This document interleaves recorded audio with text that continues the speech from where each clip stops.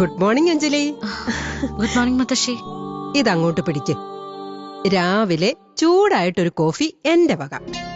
Mock coffee ഇഷ്ടമാണല്ലോ അല്ലേ?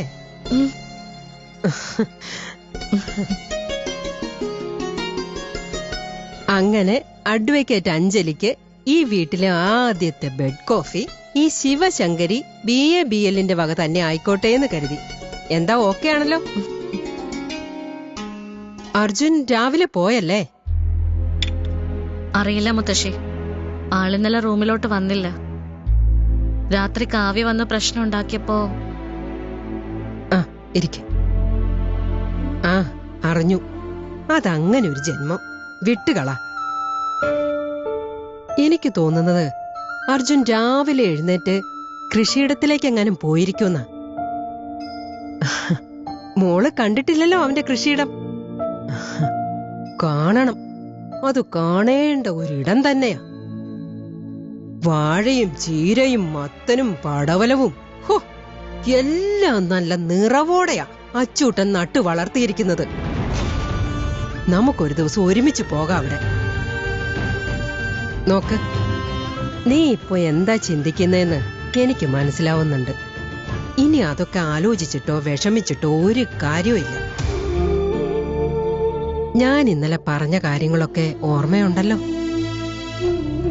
സത്യത്തിൽ എന്റെ അച്ചൂട്ടൻ പാവം.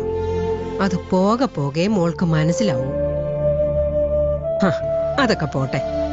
ഞങ്ങളെല്ലാവരും രാവിലെ തന്നെ കുടുംബക്ഷേത്രത്തിലേക്കൊന്ന് പോവാ. ഇന്നായില്ലോ അല്ലേ? മോള് വരുന്നുണ്ടോ? അല്ല, അത് പിന്നെ മുത്തശ്ശി, ഞാൻ ഇപ്പൊ അങ്ങോട്ട് എഴുന്നേറ്റല്ലേ ഉള്ളൂ. മാത്രല്ല. മനസ്സിലായി. മോളിന്ന് വരണ്ട. തൽക്കാലം മോള് ചെന്ന് കുളിച്ചൊന്ന് ഫ്രഷ് ആവ്. എന്നിട്ട് ഈ വീടും വീട്ടിലെ സാഹചര്യങ്ങളും ഒക്കെ ആയിട്ടൊന്ന് പൊരുത്തപ്പെടാൻ നോക്കണം. ബാക്കിയൊക്കെ നമുക്ക് വഴിയേ ശരിയാക്കാം.